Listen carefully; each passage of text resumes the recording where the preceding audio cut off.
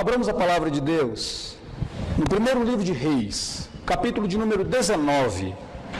Primeiro livro de Reis, capítulo de número 19, nós leremos do versículo de número 1 ao versículo de número 18.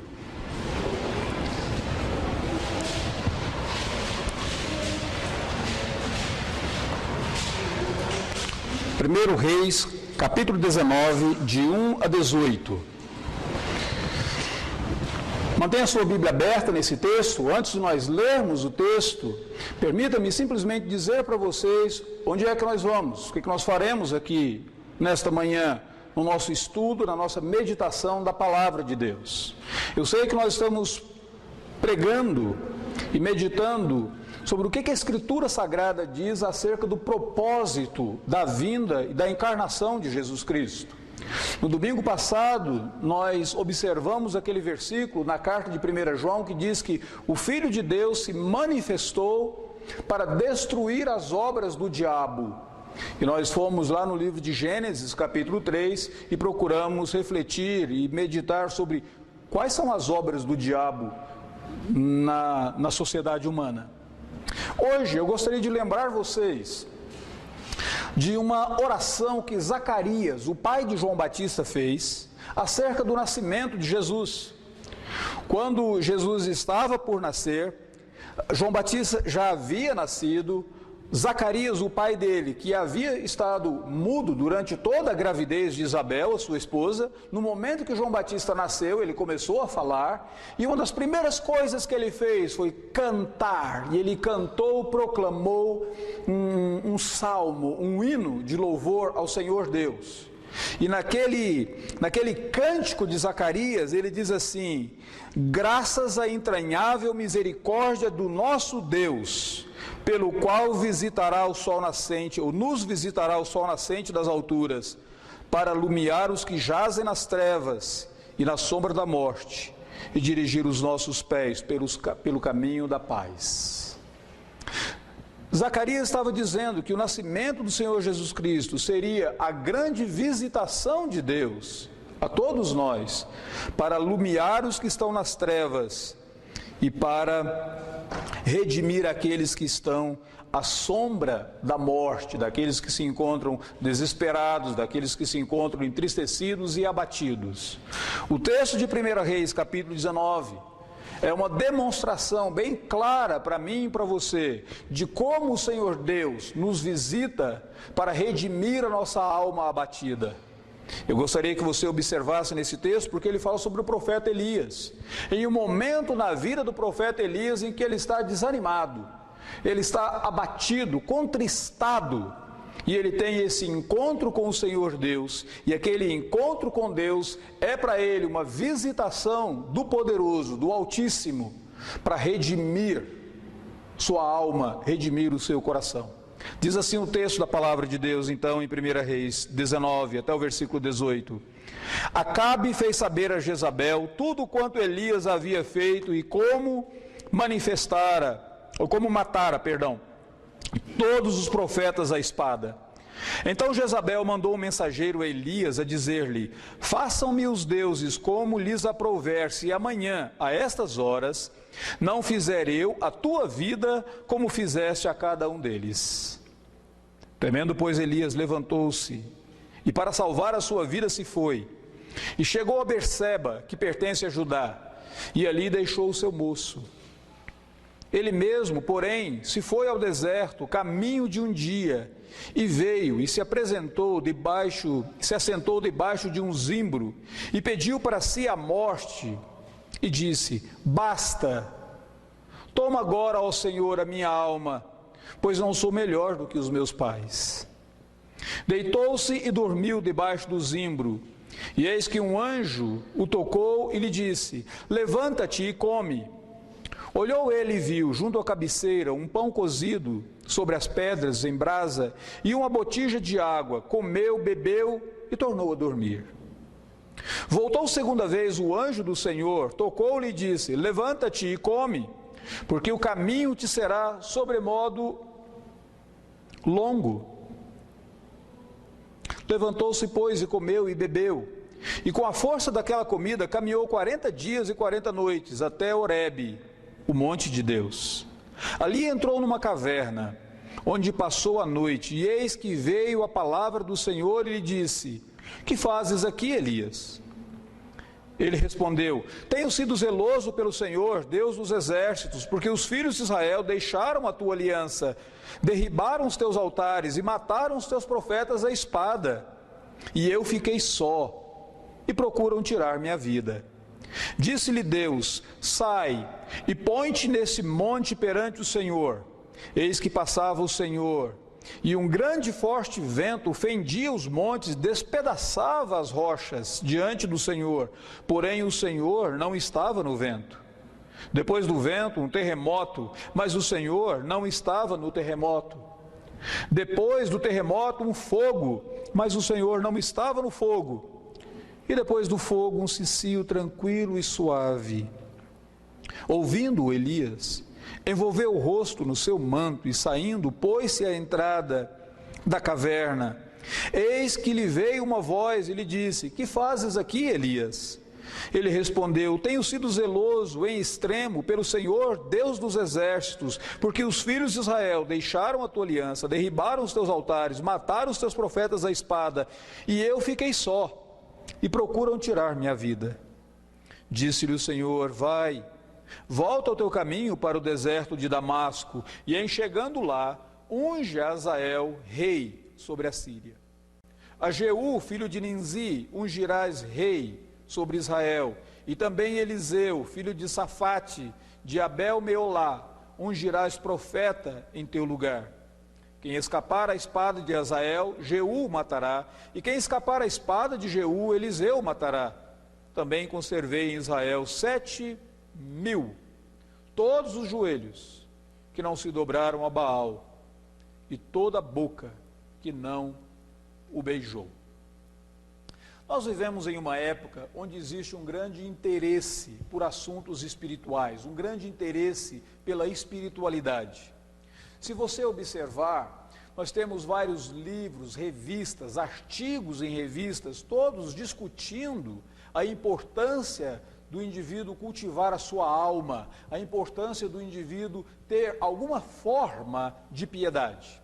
Alguns filmes discorrem também sobre isso, só que nesse grande interesse pela espiritualidade, existe uma grande confusão acerca de quem é o verdadeiro Deus. Qual é o verdadeiro caminho a ser seguido? Qual é a verdade absoluta que você pode abraçar e ela vai manter a tua vida e vai te conduzir, não apenas nessa vida, mas vai te conduzir também para a eternidade? Qual é o verdadeiro caminho? Quem é, de fato, o verdadeiro Deus? Esse é o momento de que nós vivemos numa pluralidade de religiões. Então nós temos não apenas religiões cristãs, mas nós temos também religiões orientais, nós temos também o islamismo, temos várias outras formas de religiões, e agora até mesmo a religião de Hollywood, na qual o indivíduo procura encontrar ou adorar o Deus que, de acordo com a proposta, está dentro dele. Quem é o verdadeiro Deus? Quem é o verdadeiro caminho? E as pessoas ficam confusas a esse respeito. Nessa confusão religiosa, também incertezas pessoais. Foi num contexto semelhante ao nosso que Elias viveu. Elias era um profeta do norte de Israel. E ele ministrou em uma época em que Acabe e Jezabel reinavam sobre Israel.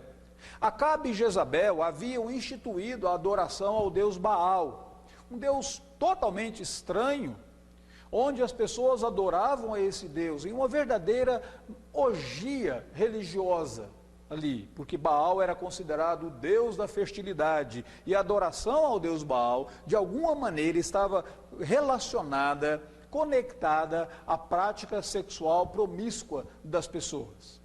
Aquela adoração se tornou tão popular em Israel que as pessoas que antes adoravam a Deus derribaram os altares dedicados ao Senhor Deus. Quando um profeta de Deus se levantava para condenar aquela atitude religiosa das pessoas, eles matavam aquele profeta do Senhor Deus. E as pessoas estavam confusas agora, sem saber quem era o verdadeiro Deus a quem elas haveriam de adorar. Acabe e Jezabel, eles haviam agido de uma maneira violenta, matando os servos de Deus. E Elias fala isso no texto que nós acabamos de ler. E quando alguém se levantava contra Baal, o próprio poder agora poder do reinado, né, os reis se levantavam contra aquela pessoa, e eles se levantaram contra Elias. Por que eles se levantaram contra Elias? Porque lá no capítulo 18, Elias havia proposto para todo o povo um confronto religioso. Elias chegou com a seguinte proposta, ele diz: olha, até quando vocês vão ficar confusos, indecisos acerca de qual Deus vocês devem adorar? Vamos fazer o seguinte, nós vamos clamar a Deus, e o Deus que responder, esse é o verdadeiro Deus.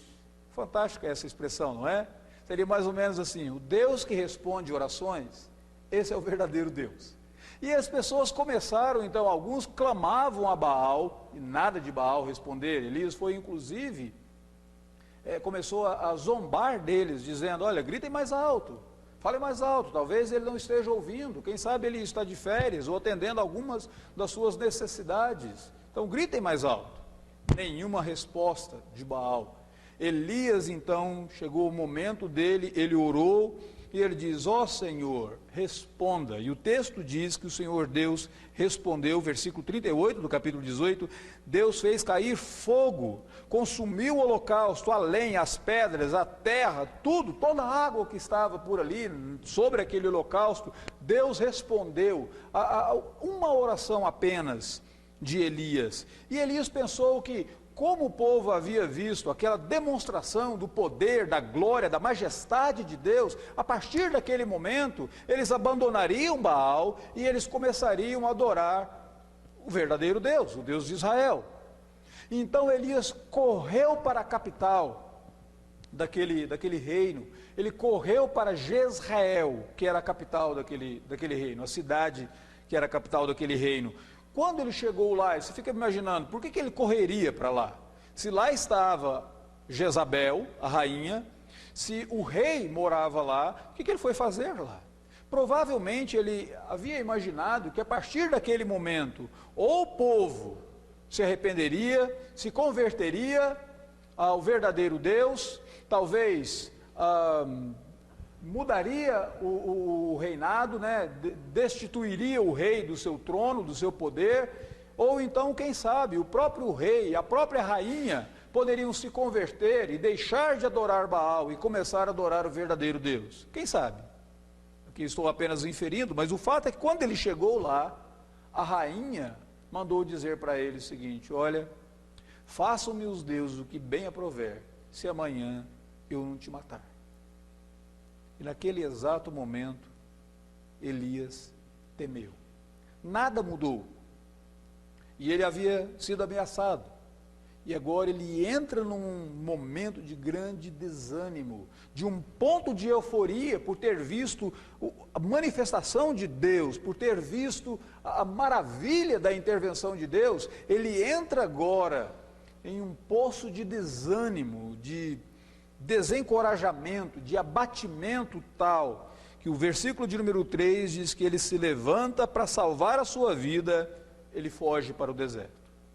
Ele está tão desanimado que ele nem ora, ele nem clama, ele simplesmente vai para o deserto. E o texto que nós lemos mostra um pouquinho do abatimento, do desânimo de Elias. O texto diz que ele deixa o seu servo, o versículo de número 3, diz que quando ele chega em um determinado lugar, ele deixou o seu moço. Engraçado é que naquela época, apenas duas classes de pessoas tinham servos. Os ricos, né, reis, os poderosos, eles tinham os seus servos, ou os profetas. O profeta, ele não tinha um servo porque ele era melhor do que os outros, mas o servo do profeta seria aquele que estaria aprendendo com o profeta, aquele que estaria sendo discipulado pelo profeta, para que mais tarde, talvez na morte do profeta, ele continuasse, desse continuidade àquele ministério profético. Quando Elias então deixa o seu moço, quando ele deixa o seu servo para trás, em outras palavras, ele está dizendo: eu estou desistindo do ofício profético, eu não quero mais caminhar nessa jornada, não dá mais para mim, eu não vou dar seguimento, eu não vou discipular mais ninguém, estou tão abatido que eu não vejo sentido mais nesse ministério, e ele abandona o seu servo. Seria mais ou menos abandonar o próprio ministério. Outra coisa que é interessante você observar, no versículo de número 4, quando ele ora a Deus, ele diz: basta, toma agora, Senhor, a minha vida. Em outras palavras, ele está dizendo: eu prefiro morrer. Mas ele não comete suicídio. Na verdade, ele não entende que ele tem o direito de tirar a sua vida. Ele diz: Senhor, o direito de tomar a vida é teu. Então, Senhor, tira a minha vida, eu prefiro morrer. Para viver dessa maneira, para ver aquela manifestação da tua intervenção, do teu milagre, e depois nada mudar, eu prefiro a morte. Basta, toma agora, Deus, a minha vida. Versículo de número 5 diz que ele simplesmente vai para debaixo de um zimbro e ele se põe a dormir. Ele não tem ânimo mais para dar continuidade, para continuar nem mesmo argumentando com Deus, ele simplesmente se entrega os pontos, em outras palavras. Aqui está esse abatimento dele. Você vai dizer: mas por que isso? Por que ele está tão abatido assim? Em primeiro lugar, porque ele estava confuso, ele não entendeu nada. Ele propôs aquele grande desafio para o povo, para a nação de Israel, dizendo: vamos clamar a Deus, e o Deus que responder, esse é Deus. Ele propõe aquele desafio, o desafio acontece, o povo vê a manifestação da glória de Deus, o povo vê que Baal não é Deus, Baal não responde, é apenas uma ilusão religiosa das pessoas, os profetas de Baal são mortos, mas nada muda. O rei ímpio continua no poder, a rainha ímpia continua no poder, e agora a vida dele é ameaçada, não existe nenhuma transformação, Israel não foi convertido. Ele está confuso. E ele diz assim para Deus: Deus, eu tenho sido zeloso pelo Senhor, mas eu fiquei sozinho. Em outras palavras, ele está dizendo: Deus, eu fiz tudo que eu podia ter feito, o meu plano era bom, a minha ideia era boa, eu segui todos os passos e ainda assim, nada mudou. Eu sou confuso. Essa confusão havia arrancado o ânimo dele. Ele pensou que ele tinha o plano perfeito, mas aquele plano perfeito não funcionou naquele exato momento. E depois, ele agora se sentia só, abandonado. Mataram os teus profetas e eu fiquei só. 2 vezes ele fala isso para Deus. E aquele sentimento de solidão, de abandono, é tão intenso que ele fica agora abatido. O que ele precisa? O que eu e você precisamos desses momentos de abatimento? Nós precisamos de um encontro com Deus. Nós precisamos do Deus que nos visita com graça e com misericórdia, como diz aquele cântico lá de Zacarias. Nós precisamos desse renovo, nessa visitação de Deus à nossa vida. Nós precisamos que o Senhor Deus, de fato, se revele a nós de uma maneira graciosa e de uma maneira maravilhosa. E foi isso que Deus fez com Elias. Como que Deus tratou o desânimo daquele servo dele? Como que Deus redimiu aquele servo do seu abatimento? Deus faz algumas coisas aqui. Em primeiro lugar, se você observar o texto, você verá que Deus se revelou a Elias com uma profunda sabedoria. Deus é sábio e ele se aproxima de nós, e Ele lida conosco de uma maneira profundamente sábia. E olha a forma sábia como Deus se revelou a Elias aqui no texto. A primeira coisa que aparece no versículo de número 6, diz que um anjo apareceu, versículo 5 aliás, um anjo apareceu, um anjo tocou e disse: levanta-te e come. E depois o versículo de número 6 diz que Elias olhou e tinha um pão cozido sobre as pedras ali. A ideia é que o próprio anjo havia preparado aquele pão. O que Deus faz naquele exato momento, naquele momento de abatimento? Deus, por meio do seu anjo, e a Bíblia diz aí, é o anjo do Senhor, Deus cuidou do físico de Elias.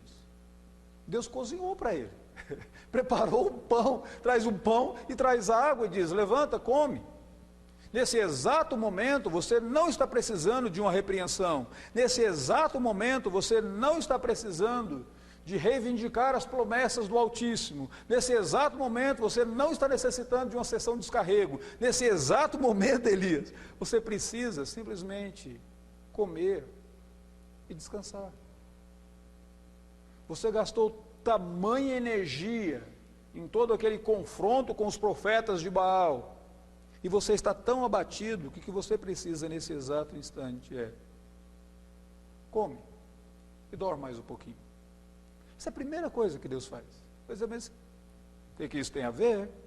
Tem a ver o fato de que muitas vezes o nosso abatimento, o nosso desapontamento, a nossa aflição, nós somos seres físicos, somos seres materiais, e muitas vezes o caso é meramente cansaço. Descansa, dá um tempo, desliga um pouquinho, tenta relaxar, seria mais ou menos isso. Deus concluiu que naquele exato momento, o que Elias precisava? Café e cama. Era essa a prescrição para Elias. É a primeira coisa que Deus faz. Depois o Senhor Deus, por meio do anjo dele, vem também e volta e diz para ele: olha, coma, porque a tua caminhada será longa. E Elias vai para o Monte Horebe. Quando ele chega lá, uma voz lhe vem e diz: que fazes aqui, Elias? E Elias agora fala. O que Deus, em segundo lugar, como é que Deus manifestou a sua sabedoria para com Elias? Primeiro ele entendeu que Elias precisava de descanso físico, agora ele entendeu que Elias precisava ser ouvido. O que você tem a dizer? Diga para mim, conta, o que está dentro do seu coração? Fala comigo. E ele vira e diz assim: Senhor, eu tenho sido zeloso pelo Senhor, Deus dos exércitos, os filhos de Israel deixaram a tua aliança, derribaram os teus altares, mataram os teus profetas. Elias revela a sua confusão e o seu desapontamento com o próprio Deus, com tudo o que havia acontecido, e Deus simplesmente escuta. Em outras palavras, naquele exato momento, Deus estava deixando bem claro: Elias, eu entendo que você tem uma natureza física, eu entendo que você tem uma natureza emocional, algumas vezes você precisa de descanso, e outras vezes você só precisa falar. E eu estou disposto a ouvir. Então, fale. E é engraçado como que Elias fala. Quando Elias fala, ele se trai. Vocês já observaram isso. Mas no momento que ele fala, ele se vê como uma vítima. Só eu fiquei. Todos me abandonaram. E ele disse: Senhor, eu fiz tudo certinho, meu plano era perfeito. Se o Senhor tivesse seguido o meu plano, tudo teria funcionado corretamente. Mas Deus não o repreende naquele momento. Você já viu isso? Deus simplesmente escuta. É como se o Senhor Deus estivesse dizendo: tudo que você precisa nesse exato momento é: fala, eu quero te ouvir. É interessante porque muitas vezes você mesmo já deve ter chegado naquele ponto que você gostaria de falar, mas quando você começa a conversar com uma pessoa, já vem logo uma repreensão. Pum! Diz: puxa vida, teria sido melhor se eu não tivesse falado nada, né? Então, eu só queria falar, posso terminar a minha frase? E Deus espera Elias agora concluir, terminar a sua frase, terminar a sua queixa. Mas em último lugar, Deus vira para Elias e diz assim: Elias, coloque-se de fora dessa caverna e venha ouvir a minha voz. E Deus agora fala com Elias no versículo de número 11. Disse-lhe Deus: sai, põe-te nesse monte perante o Senhor. Você agora vai ter um encontro comigo. Você vai ouvir a minha voz. Você vai ter esse encontro pessoal comigo. É como se Deus estivesse dizendo: você não é apenas físico, você não é apenas um ser emocional, você é um ser espiritual e a sua alma precisa ser curada, a sua alma precisa ser tratada. É muito importante você observar que o que Deus está fazendo aqui, Ele está expressando a sua sabedoria na maneira de lidar com o seu servo abatido. Deus compreende que o ser humano é complexo, tão complexo que ele tem aspecto físico, ele tem aspecto emocional, ele tem aspecto espiritual, ele é tão complexo, e Deus trata cada área da nossa complexidade. É claro que se você chegar para a medicina moderna hoje, você falar assim, eu estou abatido, eles vão dizer, toma um remédio. Estou entristecido, toma um remédio X, mude a sua dieta, faça exercícios. Ele vai tratar do seu corpo. Se você chegar para um psicólogo, você vai dizer, estou abatido, ele vai dizer, fala comigo, conta-me os seus problemas, deixe-me te ouvir, vamos lá. Se você chegar em uma igreja evangélica, você falar, estou abatido, eles vão dizer, vamos expulsar o demônio de você, né? E mais ou menos, interessante que cada parte, cada aspectozinho reduz o ser humano a apenas uma área, mas Deus não te reduz. Deus trata cada área da nossa vida na complexidade, porque Ele nos criou assim, Ele nos fez assim. Ele é aquele que nos conhece, Ele sabe o que está errado, e Ele nos trata na nossa complexidade, e assim Ele fez com Elias. A segunda coisa que você observa aqui do texto é que Deus se revelou a Elias em múltiplas formas. Observe, primeiro ele veio como anjo, e no anjo ele manifestou cuidado com Elias, tocou Elias, disse, levanta, come.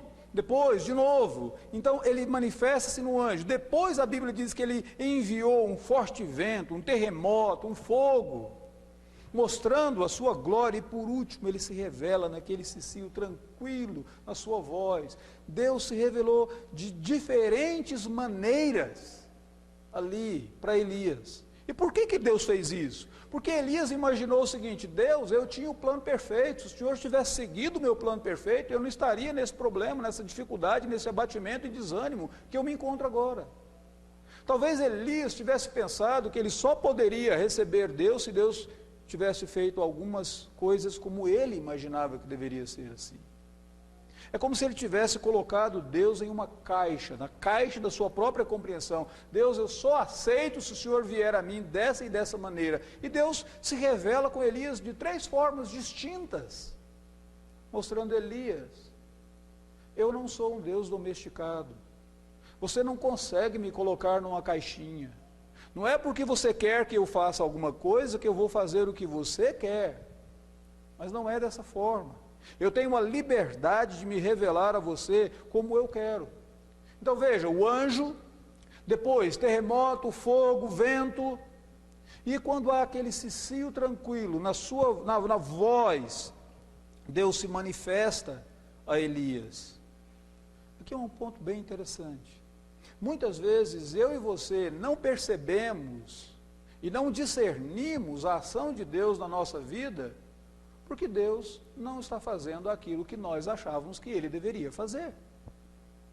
Eu não sei se vocês se lembram de um texto na Escritura Sagrada, quando os apóstolos de Jesus Cristo foram para um outro lugar no lago, e eles deixaram um barco em uma margem para Jesus pegar aquele barco e se encontrar a eles. Mas Jesus não tomou o barco, Jesus foi andando por sobre as águas e eles ficaram apavorados. Você vai dizer, mas por que eles ficaram assim? Porque eles só esperavam que Jesus aparecesse remando o barco. Às vezes eu e você só esperamos que Deus atue na nossa vida de uma determinada maneira, e quando aquilo não acontece, nós falamos, Deus não existe. Nós falamos, Deus não se importa comigo. Ou então nós falamos, Deus não é real para mim, Ele deve ser real para os outros, mas para mim não. Qual que é o problema aí? O problema não é com Deus. O problema é que você está reduzindo Deus à sua caixinha e tentando colocar Deus nessa caixa. Não se pode conter Deus em uma caixa. Ele nos surpreende. E Elias diz, Senhor, eu tenho sido zeloso para contigo. Meu plano funcionaria. Ele estava tão otimista em relação ao seu plano, né? E depois ele estava tão pessimista em relação à sua situação, e eu fiquei só, não tem ninguém comigo. Deus mostra para ele que ele está errado nas duas coisas. Primeiro, o plano dele não era o melhor, Deus vai ter um plano, mais tarde vai mostrar isso. E segundo, que ele não havia ficado só, Deus tinha 7.000 que não havia se prostrado. Em outras palavras, seu otimismo está errado, seu pessimismo também está errado. Pronto, está tudo errado. Vamos consertar agora a sua maneira de ver as coisas, sua maneira de pensar sobre as coisas. É como se Deus estivesse dizendo: Elias, você é mais pecador do que você imagina. Seu plano está errado. E Elias, você é mais amado do que você imagina. Eu já conservei 7.000 e eu trato com você assim. Deus sempre nos surpreende. Então, quando você, no seu abatimento, na sua angústia, não estiver vendo a ação de Deus e pensar que por isso foi abandonado pelo Senhor Deus, preste bastante atenção, porque Deus nos surpreende na maneira como Ele nos visita, Ele nos surpreende na maneira como Ele intervém na nossa vida. E muitas vezes a intervenção de Deus na minha vida, na sua vida, não é segundo aquilo que nós estabelecemos para o Senhor Deus seguir. Mas Ele tem toda a liberdade de vir e fazer como Ele o quer. Mas a terceira coisa, Deus se manifestou e se revelou a Elias de uma maneira graciosa. Sabe o que Deus poderia ter feito com Elias? Ele poderia ter destruído Elias. Ok, tudo bem, você já pediu para ser a morte, vamos lá, mata você, vem outro profeta, continua, embora, já fez seu ministério, pronto, tranquilo. Já usei, já manifestei o meu poder na sua vida, pronto, vem outro e tal. Deus poderia ter trazido juízo para Elias. Sabe quando a Bíblia diz aqui que o Senhor Deus fez passar um forte vento, um terremoto, e trouxe fogo? Todos esses três elementos na Bíblia Sagrada são utilizados para expressar a manifestação de Deus. Não sei se você já observou isso. Por exemplo, os discípulos estavam lá no Pentecostes e um forte vento veio sobre eles, eles ficaram cheios do Espírito Santo de Deus, cheios da presença de Deus. O povo de Israel estava diante do Sinai, e naquele exato momento que eles estavam diante do Sinai, o que ocorreu? Houve terremoto, houve fogo. Deus se manifestou daquela forma, ele já havia se manifestado dessas maneiras anteriormente, ele poderia fazer o mesmo agora. Só que muitas vezes a tempestade, o fogo, o terremoto, também na Bíblia são sinais ou são expressões de juízo de Deus.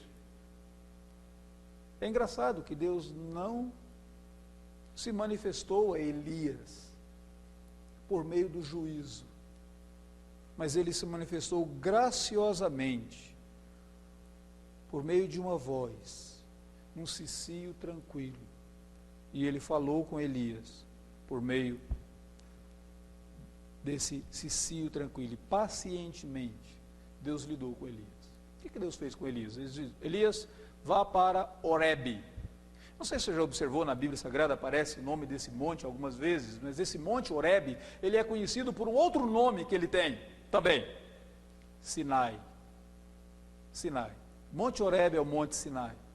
Alguns anos antes, um outro servo de Deus havia chegado para o Senhor Deus e havia dito mais ou menos assim: Senhor, mostra-me a tua glória, e isso me basta.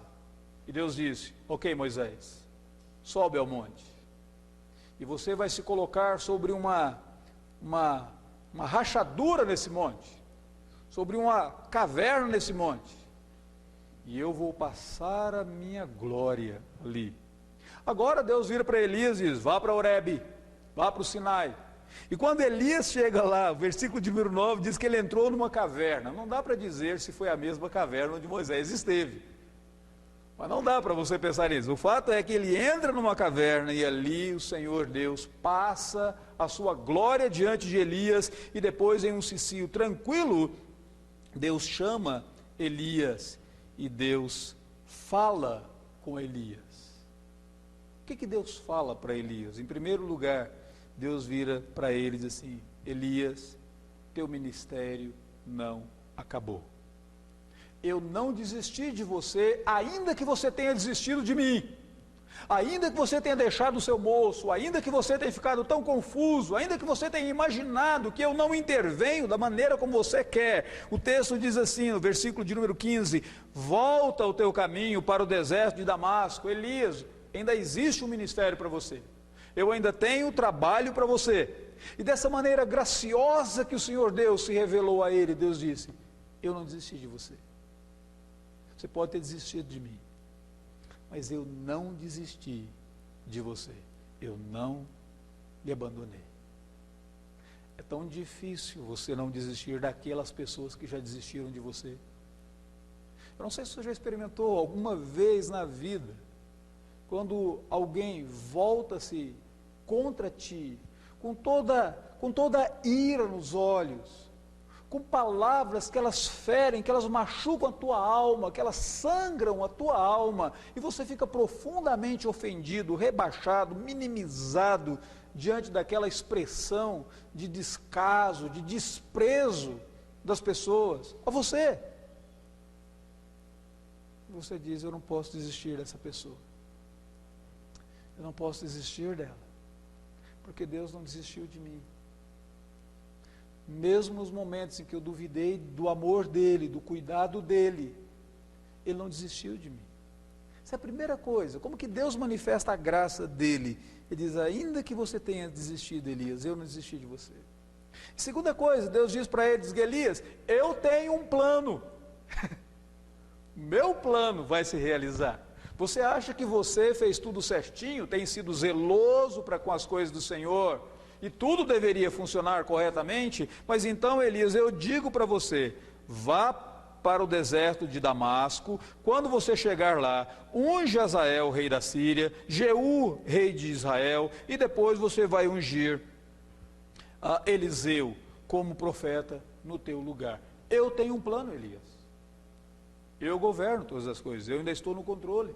E eu estou no controle, inclusive dos incrédulos, dos pagãos, porque quando ele diz, unge Azael, rei sobre a Síria, Azael era um pagão. Deus está dizendo, eu determino até quem vai reinar e a quem vai perder o reino. Quando você pensa que a tua vida está totalmente desgovernada, que você não entende o que está acontecendo na tua vida, Deus diz, eu estou sob o controle, eu mantenho o controle. Eu não me ausentei do trono. Eu não abri mão da minha majestade. Eu não abri mão do meu governo. Então, Elias, eu tenho um plano. E Deus deixa bem claro, dizendo, Elias, você está equivocado. Quando você pensa que está sozinho, abandonado, eu ainda tenho 7.000, versículo de número 18, que não dobraram os seus joelhos a Baal. A partir daquele momento, Elias foi. Ungiu Eliseu, deu continuidade ao seu ministério. E a partir daquele momento, mais tarde, Elias será tomado para o Senhor mesmo. Como que Deus restaura o abatido? Deus nos visita na nossa angústia, com profunda sabedoria, e de múltiplas formas, mas sempre com uma mensagem, com uma palavra de graça a nós. O que isso tem a ver com Jesus Cristo?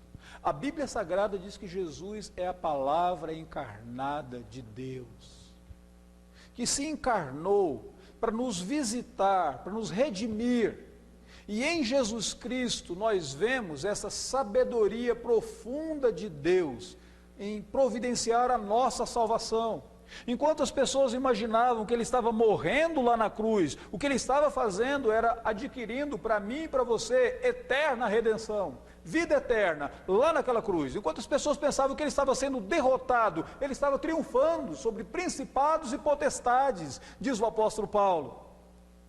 A profunda sabedoria de Deus em nos visitar na palavra encarnada de Deus. A profunda sabedoria do Senhor Deus em nos trazer essa palavra, essa mensagem de graça, dizendo, você é mais pecador do que você imagina, você está mais errado do que você imagina, mas você é mais amado do que você pensa.